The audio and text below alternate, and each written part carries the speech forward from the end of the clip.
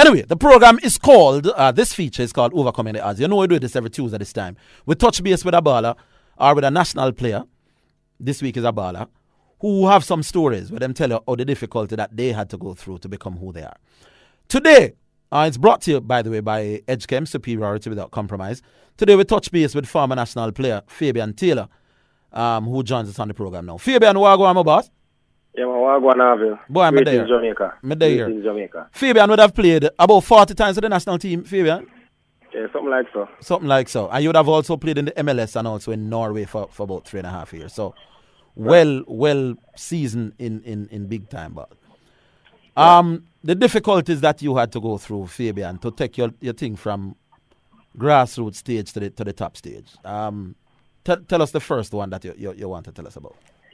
The first one I want to touch at, say, I'm growing up in an inner city community, not always easy, to make the transition to a national team and, to even further your football career abroad. So right. that was difficult in a sense that, there wasn't much resources, there wasn't enough things to take motivation from. Speak up for me. Yeah. Yeah. So the first one, should I say, was transportation problems, leaving from Newland, that's in Portmore, to visit Harbour in the mornings. Because we had some mornings we have 8 o'clock training and some mornings we have 10. And I had to walk from Newlands to Naggohead. In that time, both communities never really see eye to eye. Oh, really. So that was difficult, in the sense that I had to walk from Newland to Naggohead to get a transportation to town, then to Harbourview. So that was really challenging for me, and I had to do that for a couple of years. Oh, Portmore, you did live all along, Fabian, yeah, man, while you were playing for Harbourview in the Premier League. Yeah, man. And you said, how long is that walk from Newlands to come to Naggohead? It was like a 10-15 minutes walk, but you remember now, shot was being fired between two communities. Oh. Both communities, communities didn't see eye to eye, as I said before. So yeah. That the fear factor was always there as a youngster. Oh Lord. Boy, we hear them stories before. That's how the ball of them go through some more things, man, in the early morning. Yeah, man. Enough things we have to feel. So you couldn't have played for a team closer to Portmore. There was no Portmore at the time. Portmore was not in the Premier League, that is. No, not at the time. Right, yeah. You're talking, what year are we talking about now?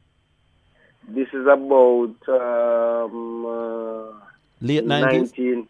Yeah, in the 90s, really. Yeah, late 90s. So you had to walk from Newlands to Portmore with, warring factions. You have to go through that in the early morning. From Newland to Naggohead, yeah, man. To Naggohead. Then you have to take a bus, go downtown, you say? Yeah, it's the downtown, our violent area, so the things are always downtown. Right. So, And then from there to Harbourview. All in time to get sometime 8 o'clock training in the morning. Right. Boy, I tell you. Right. So what gave you the determination morning after morning to overcome that kind of... Well, it was a dream of mine, growing up, that, I wanted to play for my country and I wanted to play professionally. Right. So that drove me, that, listen, I have to go out there and I have to do this. I can't sit back and wait and, the perfect moment or wait on a car or somebody to pick me up. I always have to just do it on my own and make my way all the time. And do your thing. All right, tell us about the second one, because that one, may understand, boy, and not a lot of people have given up. But tell us about the second real I'm going to give, in 2004, I went to the MLS.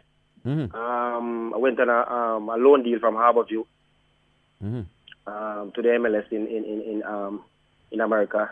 Played for the New Jersey Metro Stars. Got called up at one time for the national team. My trainer told me at the time that was Bob Bradley, who coached the U.S. national team for some years. Mm-hmm. He was coaching the New Jersey Metro Stars at the time. And he told me that I got called up for the national team, and he told me, listen, Fabian, I can't afford for you to get injured, Mm-hmm. So I said, okay, coach, I will try my best.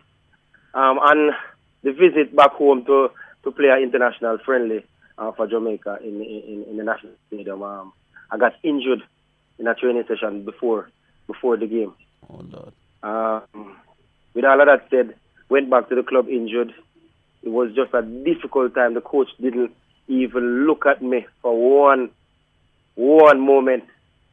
Yeah. You know, because he said to me, Fabian, boy, I don't want you to get injured, you know, because you're important to the team and stuff like that. And the worst thing about it was a 2-game. It was a 2-game. Jamaica National had 2 games at the time. The first one I didn't play. I didn't get selected for the first game, and the second one, which I was in line to play, I got injured the day before the game. You know, so it was even worse. Didn't even get a chance to play any of the internationals at the time. You know, and then going back to my club injured. You know. And so when you went back, the coach didn't even look at you. He didn't even look at me. You mean like for how long? How long you're talking about now? Well, for all the rest of the season, it was like 4 months to go in the season, really. For the 4 months, the coach don't talk to you? The coach didn't talk to me upon I leaving at the time because it was a loan deal. They didn't went through because I got injured again after that. You know, which is another story. The coach didn't talk to me, none at all. He didn't say, how you doing, Fabian? How's the injury? None of that. So how did you deal with that, big man?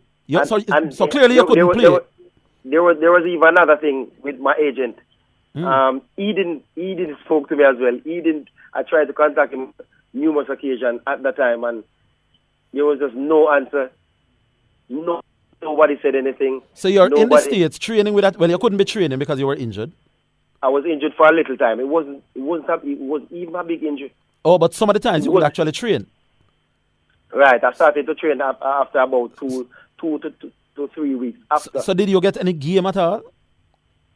I got 1 game in the last playoff game we played against DC. So like in training now, the coach not say nothing to you in a training?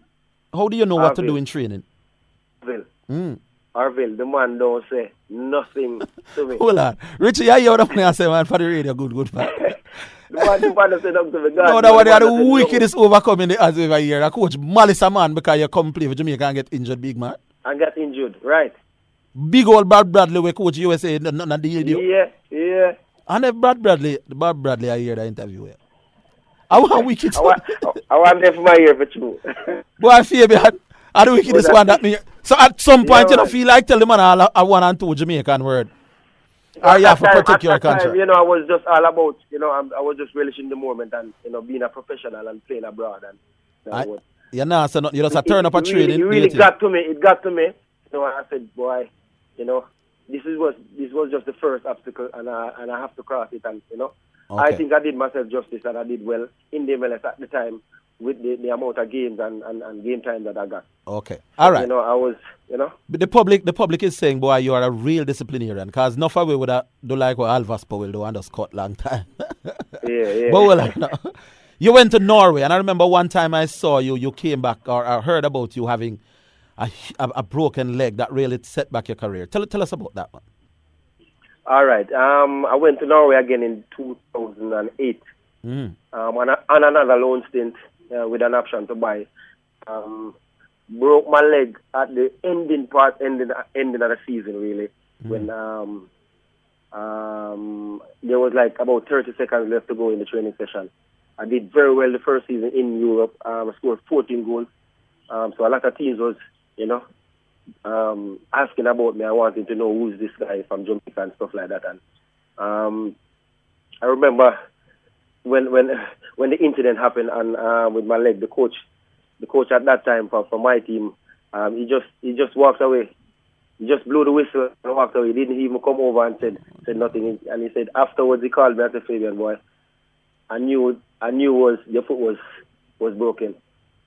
And you know, he couldn't stay around just to see the pain and, you know, and the stuff that I was going through. But, you know, it was really difficult because I was supposed to move to one of the top teams in Norway at that time. And actually, the directors of the top clubs was upstairs really waiting for me to sign documents and stuff like that, you know, to move on. Hold on, really, the same day that your foot broke, you were to move, the directors of a club that you were to move to were at the training session. you are saying that the day your foot broke in Norway, playing for in a Right. training session with your club, Right. the directors of another bigger club were there to sign you that same day? That same day. You know, my club was the club was a really small club in Norway that I played for, and they were really looking forward to this big move. It would have been a history move for the club, you know. Mm. So you know, it was really heartrending, and you know, trust me, I broke down so many times. You know, even on the field, when I broke my leg, it wasn't just because of the pain that I cried. It was just because you know, this was my dream for playing to play with a top club in Europe, you know. Mm-hmm. And you know, all of that, I just see just go up in flames, and the just people like were there to. That mean if you had just walked off the field without that injury, you would have signed for a top Norwegian club. Right. How did you sleep that night, if at all, my boss? Why, may I tell you, I have sleepless nights. Trust me. But at the time, O'Neill Bigger Thompson was there as well, so he played a big part in me getting over my injury, you know, looking for getting back fit again and stuff like that. So he was there with me and you know helped me really to overcome this. Boy, I tell you, my boss. We're doing Overcoming the Odds with former national footballer Fabian Taylor, who is telling us some really interesting stories. So Fabian, after that injury, boy, you couldn't get to satisfy your dream to play at the top level in Norway, and you probably never got back to the same level after that. No, I didn't really get back to the same level, and then the team switched coaches, and then you know it was all downhill from there. Yeah. All right. So that is two. You tell us about coming to Jamaica from MLS, Bob Bradley coaching your MLS team. And when you come back, the man attack to you for the rest of the season because you come get injured for Jamaica. And then getting your leg broken in Norway on the same day you were to sign with another club. Boy, right. Give me one more. I usually want three challenges that people have to overcome. Give me another one. All right. Another one was pertaining to the national team as a youngster, you know, and a couple of years, in about 2003, 2004, you know, I was one of the most lethal strikers in Jamaica at the time, you know, scoring a lot of goals in the Premier League from season to season, and you know, not being selected at times for the national team was a big downfall for me. I got invited to training camps all the time. I was always invited, but you know, most of the times I wasn't being selected to the final 18 or the final 22 who's gonna travel or whatever. So you know, that was at that time I was competing against some of the best strikers Jamaica has ever seen in Onandil, Walter Boyd, just to name a few, Dan Burton, Ricardo Fuller, Paul, you know, and as a local player at that time to compete with people at that stature, you know, it was very difficult, you know, and for me as a youngster, I was saying, John, I don't know when I'm going to get my chance, you know, and I saw other players, other strikers and other players come who had the same talent that I had, and you know, just call it quits or, you know, get a visa and just go for and don't come back because, you know, there was too much competition at the time, you know. Yeah. So that was difficult for me. How did you deal with that? Well, how did you deal with that? Knowing that, boy, as you say, you're coming in here with Boyd and Paul and these people and Nandi and these people, while you were, as you said, one of the top strikers in the league, but just couldn't get into that squad most of the time. I knew at some point these guys were a little bit older than I am and you know would be out soon. So I just kept at it and you know keep working hard, keep scoring goals. Because as a striker, the only thing you can do is score goals and expect for the best, you know, from the national coaches and from others. So you know that's what I keep at it. I kept at it. Keep scoring goals year after year, season after season. You know. I just tell myself, listen, these guys are in front of me, and I have to get myself up to their standard, you know. So I work hard every day in training, and even by myself all the time, always trying to improve my game, and you know that's what brought me through. Eventually, you got a fairly decent run with the team. I'm going to ask you the last one. I understand you did play some football in Russia as well. No, I didn't play in Russia. I went on trials in Zenit. Yeah. Zenit, St. Petersburg. You It didn't went well. Okay. It didn't well there. Harville. The coach. I want to tell you, say Harville. This is one of the worst thing happened. I was on the plane really when the people requested for me to come to Zenit. Actually, the coaching staff of the Zenit St. Petersburg team got fired when I was on my way to Russia. So when I got there now, everything was just new. The backroom staff was new. The coaching staff was new. So the people who had seen you and wanted you to come. Yeah. While you got fired. While you were on the plane to go over there, all of those people got fired. Got fired. Boy, you're salty, you had. So when you turn up, are some new people you see? Yeah, listen, Harville. Harville, listen. When we reach Russia now, I say, Jano, I want to go because nobody don't talk to me. I don't say anything. Just the guy who took me from my hotel room to the training session just showed me where to go and where to get changed and whatever. Mm. Nobody talked to me. It was like everybody was just looking at me and like, who is this guy? I was just a black pepper grain in a pound of salt. you know.